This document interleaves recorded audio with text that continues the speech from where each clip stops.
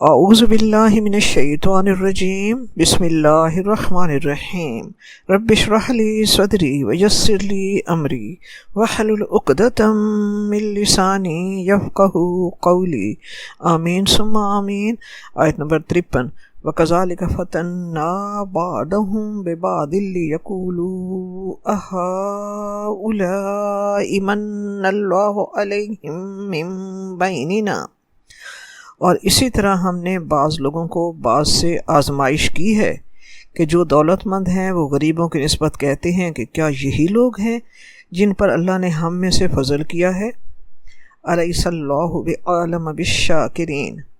اللہ تعالیٰ فرماتا ہے بھلا اللہ شکر کرنے والوں سے واقف نہیں ہے۔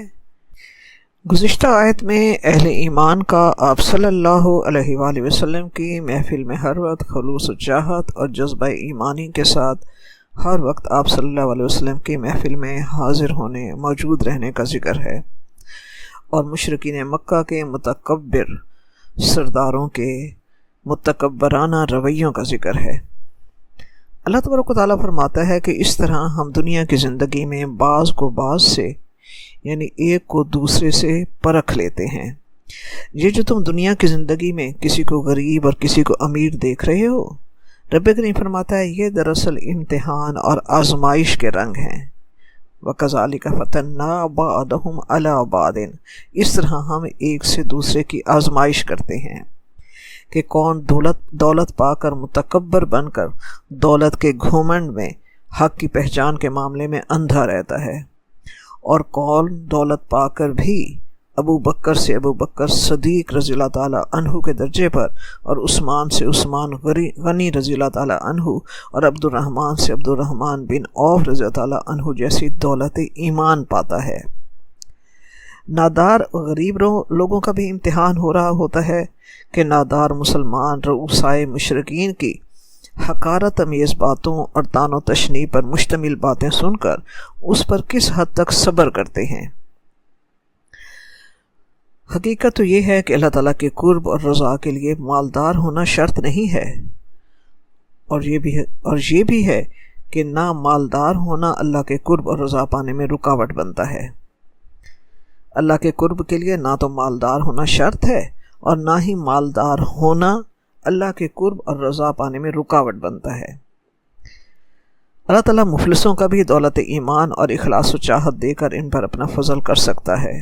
اللہ تعالیٰ مفلسوں کو بھی دولت ایمان اور اخلاص و چاہت دے کر ان پر بھی اپنا فضل کر سکتا ہے۔ اللہ تعالیٰ نے اپنے رسول پر بھی حالات بھیجے دنیاوی طور پر اللہ تعالیٰ نے اپنے رسولوں پر بھی حالات بھیجے، دنیاوی دولت سے مالا مال رسول بھی مبعوث فرمائے، اور رسولوں کو زندگی میں فاقے اور تنگی اور مفلسی کا بھی سامنا کرنا پڑا۔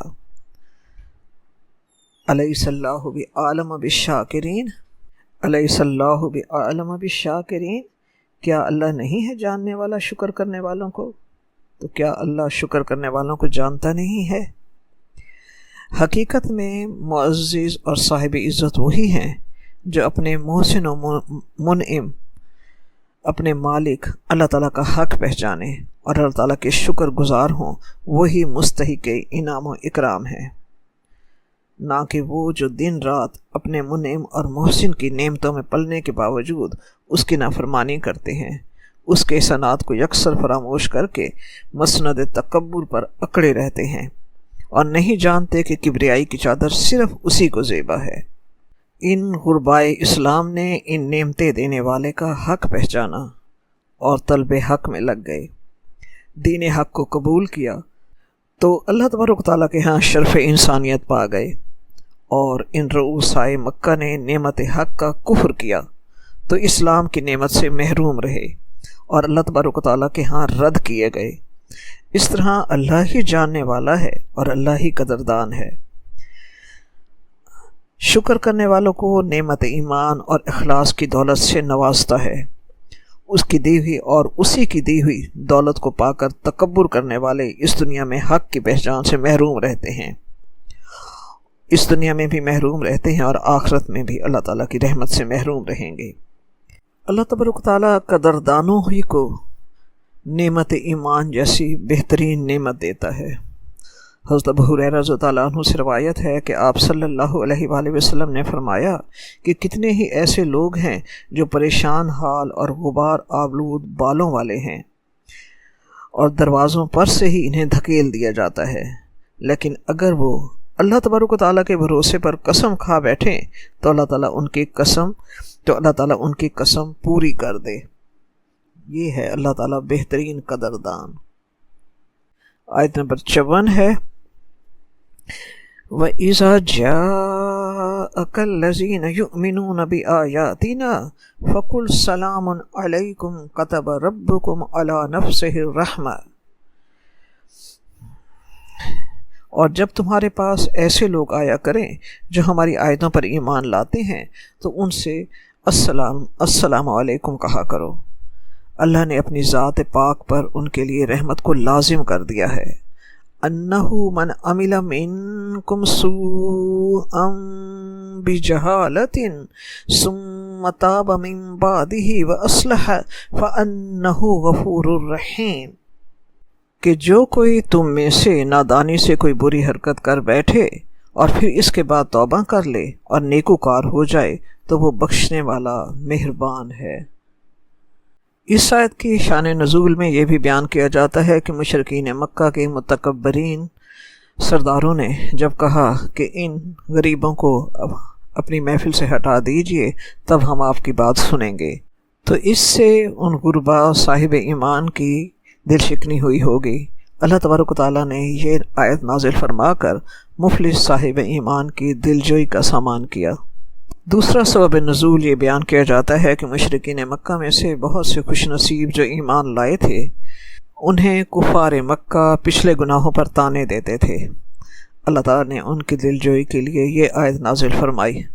تیسرا سبب نزول یہ بیان کیا جاتا ہے کہ جب اسلام کی محبت میں حضرت عمر فاروق رضی اللہ عنہ نے یہ مشورہ دیا کہ رؤسائے مکہ اگر یہ کہتے ہیں کہ ان مفلسوں کو اپنی محفل سے ہٹائیے تو ہم آپ کی بات سنیں گے، تو حضرت عمر فاروق رضی اللہ عنہ نے اسلام کی محبت میں یہ مشورہ دیا کہ ایسا کر کے دیکھ لیجئے، ان رؤسائے مکہ کے لیے علیحدہ محفل کا اہتمام کر لیجئے۔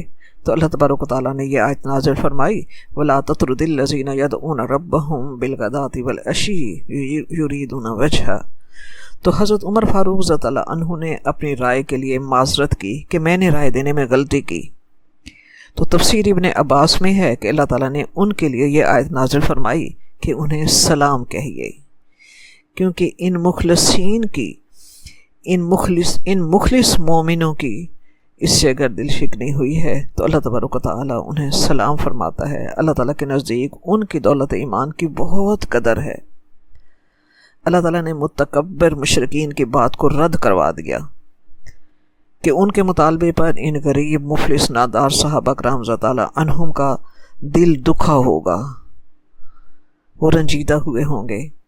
تو اللہ تعالیٰ نے یہ آیت نازل فرمائی کہ انہیں سلام کہیے۔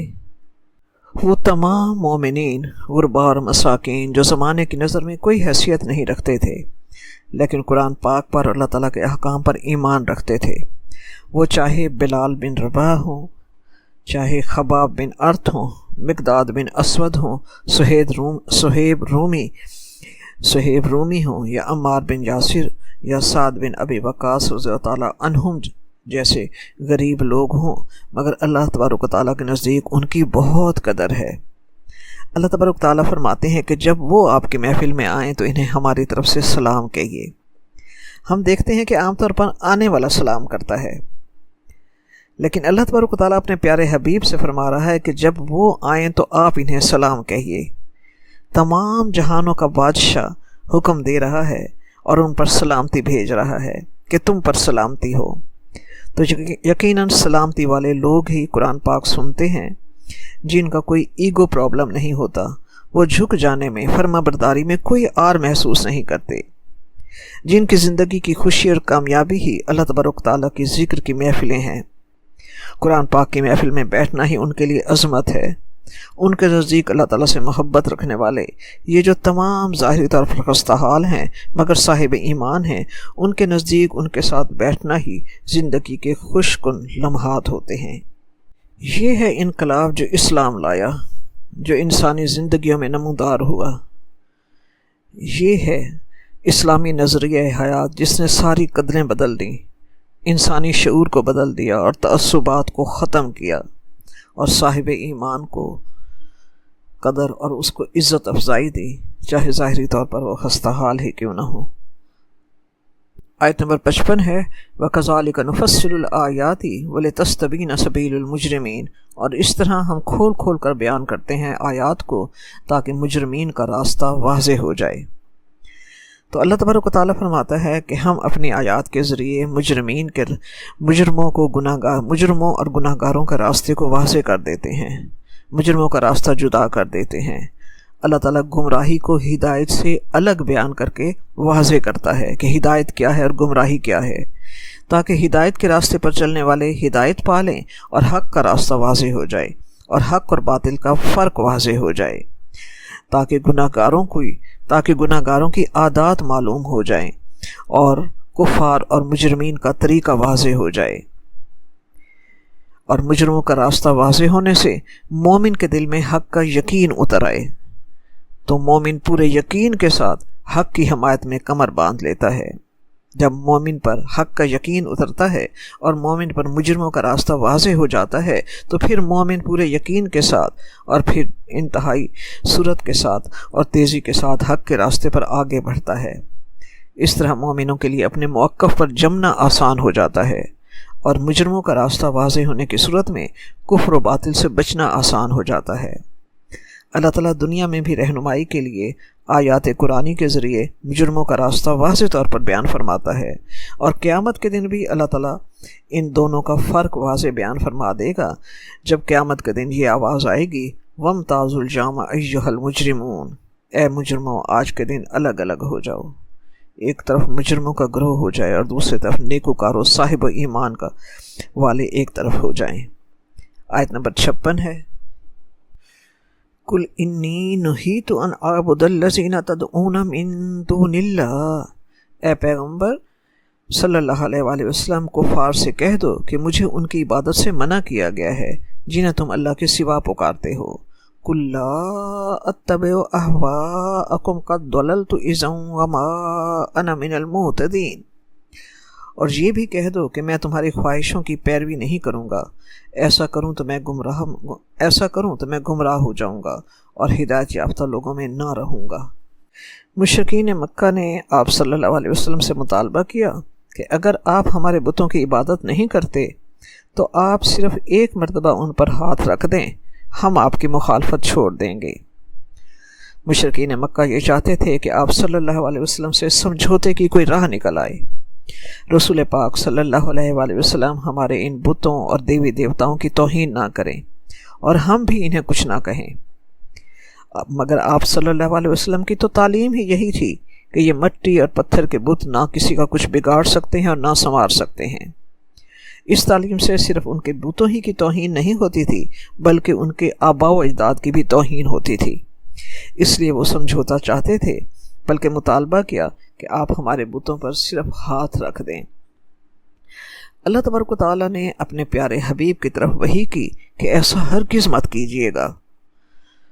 آپ صلی اللہ علیہ وسلم ان سے فرما دیجئے کہ میں ایسا کرنے سے منع کیا گیا ہوں۔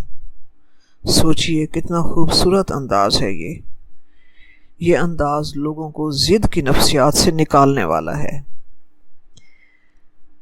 کہ میں تم کو منع نہیں کر رہا بت پرستی سے، یہ نہ سمجھنا کہ یہ میرا کام ہے یا یہ میری خواہش ہے، بلکہ یہ تمام جہانوں کے مالک، خالق و مالک رب ذوالجلال کا حکم ہے۔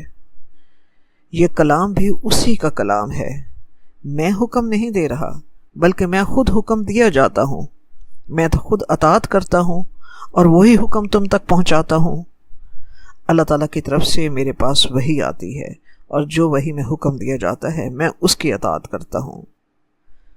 قُلْ لَا أَتَّبِعُ أَهْوَاءَكُمْ قَدْ ضَلَلْتُ إِذًا وَمَا أَنَا مِنَ الْمُهْتَدِينَ، کہہ دیجئے کہ اگر میں تمہاری خواہشات کی پیروی کروں تو اس صورت میں بھٹک جاؤں گا اور میں ہدایت پانے والوں میں نہ رہوں گا۔ تو آپ صلی اللہ علیہ وسلم سے فرمایا گیا ہے کہ ان سے کہہ دیجئے کہ میں نہ تمہاری خواہشات کو پورا کر سکتا ہوں اور نہ تمہارے ان دیوی دیوتاؤں کی تعظیم کر سکتا ہوں، میں تو بھیجا ہی اسی لیے گیا ہوں اور مجھے مبعوث ہی اسی لیے کیا گیا ہے کہ لوگوں کا رشتہ ان جھوٹے معبودوں سے توڑ کر حقیقی معبود واحد اللہ تبارک و تعالیٰ وحدہ لا شریک سے تمہارا رشتہ جوڑوں۔ اگر میں نے اللہ کے حکم کی اطاعت نہ کی تو میں خود بھی ہدایت پانے والوں میں نہ رہوں گا، پھر دوسرے کیسے ہدایت پا سکتے ہیں؟ اور چونکہ یہ حکم مجھے اللہ تبارک و تعالیٰ کی طرف سے ملا ہے، لہٰذا میں کسی قیمت پر اس کی خلاف ورزی نہیں کر سکتا۔ آیت نمبر 57 اور 58 کو اکٹھا لیں گے۔ قُلْ إِنِّي عَلَى بَيِّنَةٍ مِّن رَّبِّي وَكَذَّبْتُم بِهِ، کہہ دو کہ میں تو اپنے پروردگار کی روشن دلیل پر ہوں اور تم اس کی تکذیب کر رہے ہو۔ ما عندی ما تستعجلون بہ، جس چیز کی یعنی عذاب کے لیے تم جلدی کر رہے ہو وہ میرے پاس نہیں ہے۔ ان الحکم الا للہ، حکم اللہ ہی کے اختیار میں ہے۔ یقص الحق وہو خیر الفاصلین، وہ سچی بات بیان کرتا ہے اور سب سے بہتر فیصلہ کرنے والا ہے۔ آیت نمبر 58۔ قُلْ لَوْ أَنَّ عِنْدِي مَا تَسْتَعْجِلُونَ بِهِ لَقُضِيَ الْأَمْرُ بَيْنِي وَبَيْنَكُمْ وَاللَّهُ أَعْلَمُ بِالظَّالِمِينَ، کہہ دیجئے کہ جس چیز کے لیے تم جلدی کر رہے ہو اگر وہ میرے اختیار میں ہوتی تو مجھ میں اور تم میں فیصلہ ہو چکا ہوتا، اور اللہ تعالیٰ ظالموں سے خوب واقف ہے۔ گزشتہ آیت میں ہم نے پڑھا کہ مشرکین مکہ کا مطالبہ تھا کہ آپس میں سمجھوتا کر لیتے ہیں، آپ صرف ہمارے بتوں پر ہاتھ رکھ دیں پھر ہم آپ کی مخالفت چھوڑ دیں گے۔ اللہ تعالیٰ نے اپنے پیارے حبیب کی رہنمائی کے لیے گزشتہ آیت نازل فرمائی اور فرمایا کہ انہیں جواب دیجئے کل انی نہیت ان اعبد الذین تدعون من دون اللہ، کہ میں منع کیا گیا ہوں کہ میں ان کی عبادت کروں جن کی تم کرتے ہو۔ اب اس آیت میں بھی، آیت نمبر 57 میں بھی وہی سلسلہ کلام آگے بیان کرتے ہوئے اللہ تعالیٰ فرما رہا ہے، کل انی علی بینۃ من ربی، آپ ان سے کہہ دیں کہ میں اپنے رب کی طرف سے عطا کردہ روشن دلیل یعنی کلمہ توحید پر ہوں، اس کی طرف سے عطا کردہ، میں اللہ تبارک و تعالیٰ کی طرف سے عطا کردہ سچی شریعت پر ہوں جو بذریعہ وحی میری طرف کی جاتی ہے، اور میں اللہ وحدہ لا شریک اور اس کے بھیجے ہوئے کلام پاک قرآن پاک پر یقین رکھتا ہوں۔ کتنا یقین اور مکمل اعتماد ہے، کتنا یقین اور مکمل اعتماد ہے اس جواب میں۔ ایسا انداز 100% یقین کی گواہی دیتا ہے۔ انی علی بینۃ من ربی، انی علی بینۃ من ربی، انی ہے بے شک میں رب کی طرف سے واضح دلیل پر ہوں۔ یہاں میں کا صیغہ استعمال ہوا ہے، میں واحد متکلم ہے، اور اس کے مقابلے میں وَكَذَّبْتُم بِهِ، اس کے مقابلے میں کفار مکہ کا جمع کا صیغہ استعمال ہوا ہے، یعنی جھٹلانے والوں کا صیغہ جمع ہے۔ تو یہاں ظاہر ہوتا ہے کہ انسان چاہے اکیلا ہی ہو، حق پر ہو، اور اس کے مقابلے میں ساری دنیا مل کر اس کی مخالف ہو، تو سچا انسان جھوٹ کے پریشر میں نہیں آتا۔ حق پر کامل یقین رکھنے والا، کیونکہ حق پر کامل یقین رکھنے والا اپنے اندر پوری قوت رکھتا ہے ثابت قدم رہنے کی، کیونکہ چاہے وہ اکیلا ہی کیوں نہ ہو، کیونکہ حق جو ہے نا وہ ہیڈ کاؤنٹنگ نہیں ہوتا، حق تعداد کو نہیں دیکھتا، حق اکثریت کا محتاج نہیں ہے، حق اکثریت میں ضم یا گم نہیں ہو جاتا۔ حق پر قائم تنہا شخص بھی باطل قووں کے مد مقابل کھڑا ہو جاتا ہے، اور آپ صلی اللہ علیہ وسلم کی حیات مبارکہ اس کا مکمل ثبوت ہیں۔ سارے مشرکین مکہ اپنے بتوں کو معبود کہلوانے میں جتھے کے جتھے، ہر حربہ، ہر تدبیر، ہر تجویز اور ہر داؤ چلتے رہے، مگر آپ صلی اللہ علیہ وسلم حق پر قائم ان کے مد مقابل ثابت قدم کھڑے رہے، کسی پیشکش، کسی سمجھوتے، کسی سازش کے ساتھ کمپرومائز نہیں کیا۔ آگے اللہ تعالیٰ فرماتا ہے ما عندی ما تستعجلون بہ، اللہ تعالیٰ فرماتا ہے انہیں کہہ دیجئے کہ ان سے کہ عذاب لانا میرے اختیار میں نہیں ہے، سب کچھ اللہ کے حکم کے ماتحت ہے، اس کی مصلحت ہے، وہ جانتا ہے، چاہے وہ عذاب دیر سے لائے اور چاہے وہ جلدی لائے۔ اور جب وہ ہمارے اور تمہارے درمیان فیصلہ کرنا چاہے گا تو تمہیں ایسے عذاب سے دوچار کر دے گا جس کا تم نے تصور بھی نہ کیا ہو۔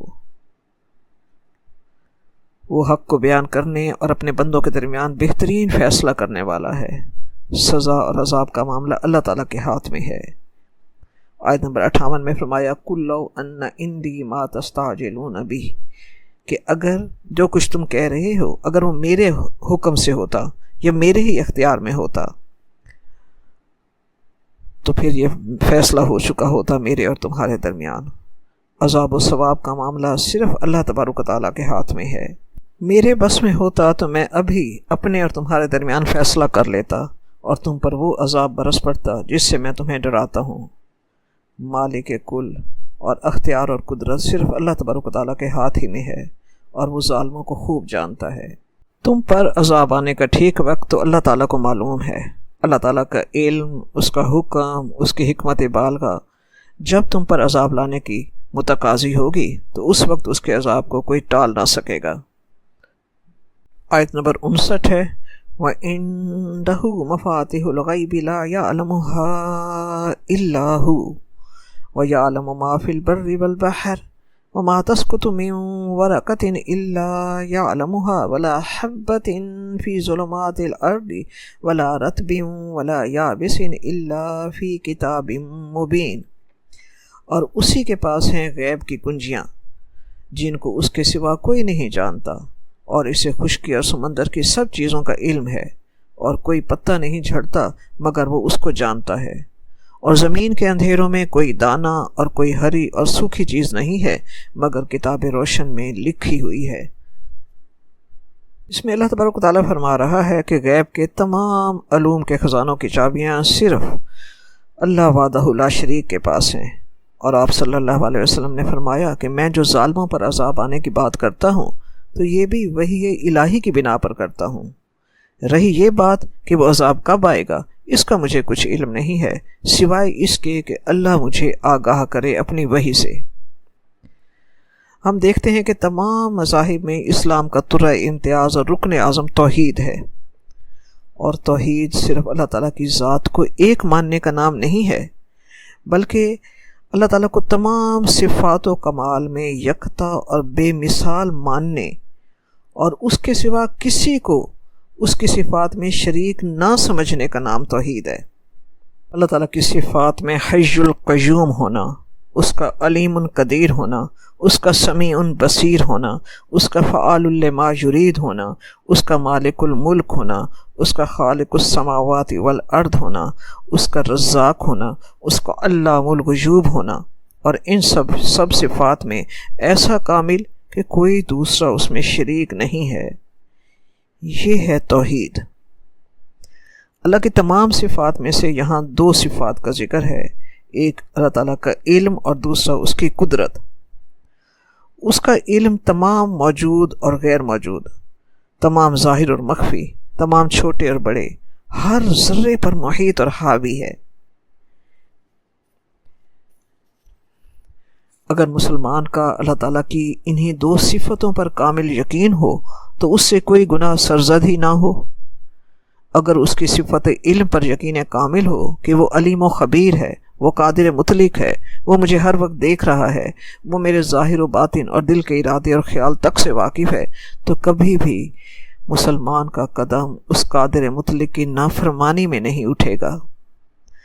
اللہ تعالیٰ کا تمام غیب کے علم پر مطلع ہونا اور ان سب پر قدرت کاملہ کے ساتھ قادر ہونا، یعنی غیب کا علم بھی اس کے قبضے میں ہے اور اس کے وجود اور ظہور میں لانے کی قدرت کاملہ بھی صرف اسی کے پاس ہے، کسی اور کو یہ مجال نہیں ہے۔ قرآن پاک کی اصطلاح میں لفظ غیب کے معنی جو مفسرین نے کیے ہیں وہ یہ ہیں کہ غیب وہ ہے، وہ چیزیں جو ابھی ظہور میں نہیں آئیں یا آ چکی ہیں مگر ابھی تک کسی مخلوق پر اس کا ظہور نہیں ہوا۔ کشف و الہام یا وحی کے ذریعے اگر اللہ تعالیٰ کسی بندے کو کسی آئندہ آنے والے واقعے کی اطلاع دے دیتا ہے تو وہ قرآنی اصطلاح میں علم غیب نہیں رہتا بلکہ وہ انباء الغیب ہوتا ہے۔ اسی طرح اسباب اور آلات کے ذریعے جو علم حاصل کیا جاتا ہے وہ بھی اصطلاح قرآنی کے لحاظ سے علم غیب نہیں ہے، جیسے محکمہ موسمیات کا آنے والے موسم کے بارے میں خبر دینا، یا حاملہ کے پیٹ میں بیٹا ہے یا بیٹی اس کی خبر دینا، یا نبض دیکھ کر مریض کا حال معلوم کرنا۔ یہ تب معلوم ہوتا ہے انسانوں کو جب ان واقعات کا مادہ پیدا ہو کر ظاہر ہو جاتا ہے۔ فرق صرف اتنا ہوتا ہے کہ ابھی ان کا عام ظہور نہیں ہوا ہوتا۔ آلات کے ذریعے اہل فن کو ظاہر ہو جاتا ہے اور عوام بے خبر ہوتے ہیں۔ جب مادہ قوی ہو جاتا ہے تو عوام پر ظاہر ہو جاتا ہے، جس طرح محکمہ موسمیات والے 2 ماہ یا 2 سال یا آئندہ سال کے موسم کا حال نہیں بتا سکتے، کیونکہ ابھی مادہ نہیں پیدا ہوا ہوتا۔ اسی طرح ڈاکٹر یا حکیم نبض دیکھ کر آنے والے سال میں کسی انسان کا مرض نہیں بتا سکتے، کیونکہ اس کا مادہ بھی وجود میں نہیں آیا ہوتا۔ یعنی وہ چیز جو نشان اور آثارات دیکھ کر اس کے وجود کی خبر دی جائے، جب آثار و نشانات اور مادہ ظاہر ہو چکا ہو تو وہ غائب نہیں ہے، البتہ لطیف و ضعیف ہونے کی وجہ سے عام مشاہدہ میں نہیں آتا، اور آثار و مادہ کی وجہ سے تخمین و اندازہ کی حیثیت رکھتا ہے۔ یہی وجہ ہے کہ ان خبروں کے بعض اوقات غلط ہونے کے بھی بہت سے واقعات ہوتے ہیں۔ علم جو یقین کا نام ہے وہ صرف اللہ تبارک و تعالیٰ کے پاس ہے۔ علم جو حقیقی غیب کی ڈیفینیشن میں آتا ہے وہ صرف اللہ تبارک و تعالیٰ کے پاس ہے۔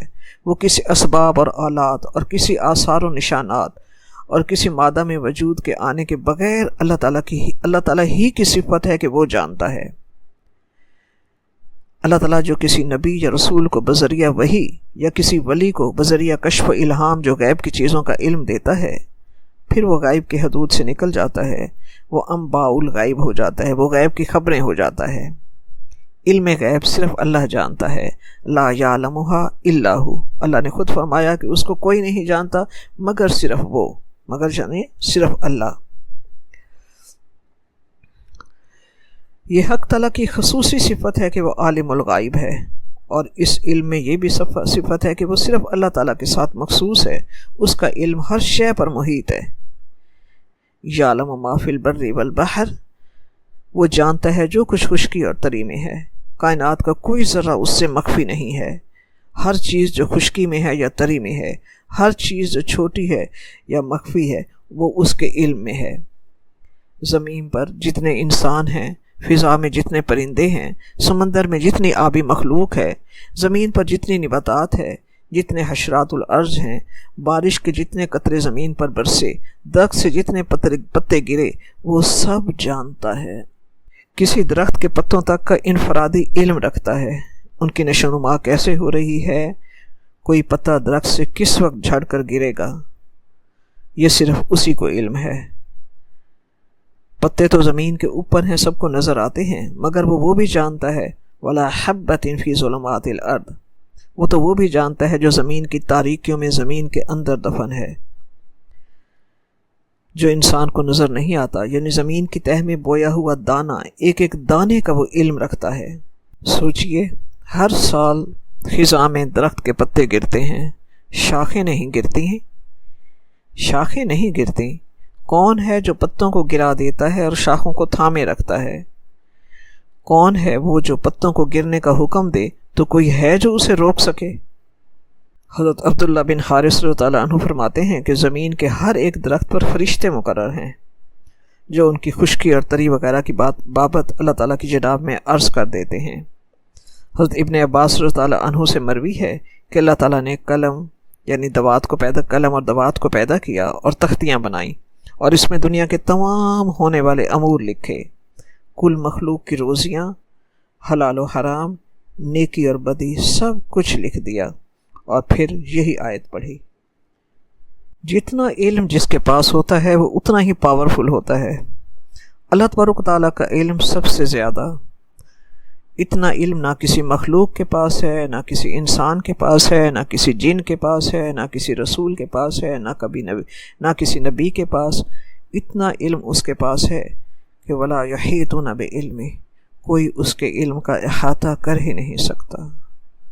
بے شک آیت نمبر 60 ہے، وَهُوَ الَّذِي يَتَوَفَّاكُم بِاللَّيْلِ وَيَعْلَمُ مَا جَرَحْتُم بِالنَّهَارِ ثُمَّ يَبْعَثُكُم فِيهِ لِيُقْضَىٰ أَجَلٌ مُّسَمًّى ثُمَّ إِلَيْهِ مَرْجِعُكُمْ ثُمَّ يُنَبِّئُكُم بِمَا كُنتُمْ تَعْمَلُونَ۔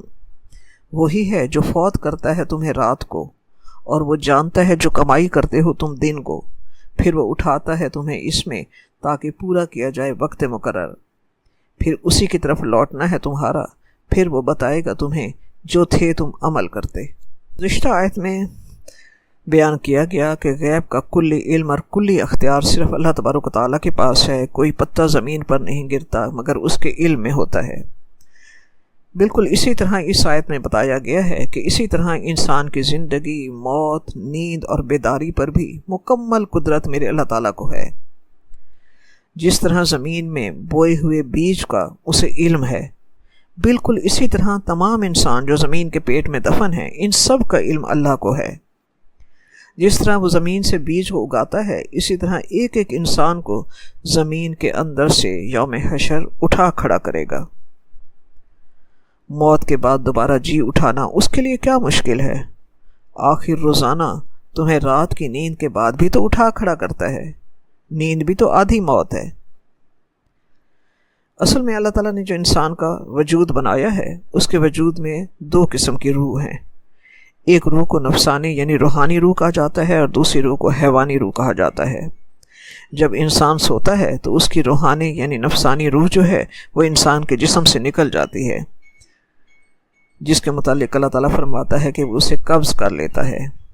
اس روح کے جسم سے علیحدہ ہونے کا اثر ہوتا ہے کہ انسان کی سماعت، بصارت اور گویائی کام چھوڑ دیتی ہیں، لیکن حیوانی روح جسم میں موجود رہتی ہے نیند کی حالت میں، جس کی وجہ سے انسان کا دوران خون اور انسان کا سانس چلتا رہتا ہے۔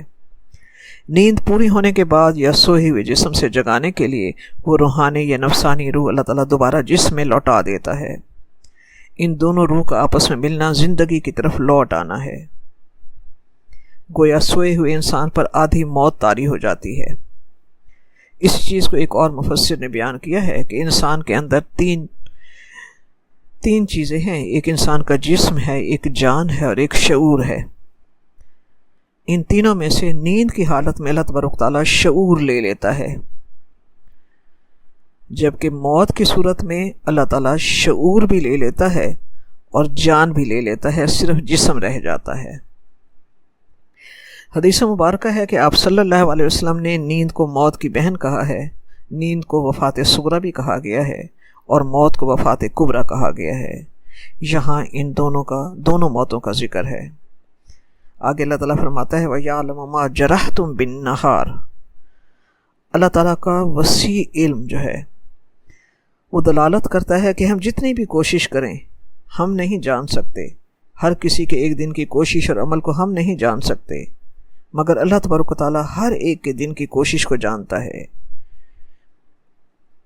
یہاں جرح کا لفظ آیا ہے، کمائی یا کوشش کے لیے آیا ہے، کام کرنے کے لیے آیا ہے، اچھا یا برا کام کرنے کے لیے آیا ہے۔ عربی میں کام کے لیے کئی لفظ آئے ہیں، فعل کا لفظ بھی کام کے لیے ہوتا ہے۔ تو فعل کسی بھی کام کو ارادتاً یا بلا ارادہ کرنے کو فعل کہا جاتا ہے۔ پھر عملہ کا لفظ آتا ہے، عملہ سے مراد ارادے سے کیے ہوئے کام کے لیے ہے۔ پھر انما الاعمال، اسی لیے کہا گیا ہے کہ انما الاعمال بالنیات، تو عمل کا لفظ جو ہے وہ ارادے سے کیے گئے کام کے لیے ہے۔ اسی طرح کسبہ کا لفظ بھی کمائی کے لیے ہے، تو فائدے کے لیے کوئی کام کرنا اس کے لیے کسبہ کا لفظ ہے۔ صنع کا لفظ ہے کسی کام کو فنی مہارت سے کرنا، مشکل کام کے لیے صنع کا لفظ ہے۔ جرح کا لفظ جو ہے وہ ہمارا زمین پر چلنا، کوشش کرنا۔ ہم زمین پر چلتے ہیں تو پاؤں مار کر کبھی اس پر کچھ توڑ رہے ہوتے ہیں، کبھی اس کو زخم لگا رہے ہوتے ہیں۔ تو کسی بھی کوشش کے دوران جو ہمارا چلنا ہے، ہمارے دن بھر کی کوششوں کے لیے جو ہے وہ جرح کا لفظ آیا ہے۔ وہ ہمارے دن بھر کی کوششوں کو جانتا ہے، سارا علم اللہ کے پاس ہے۔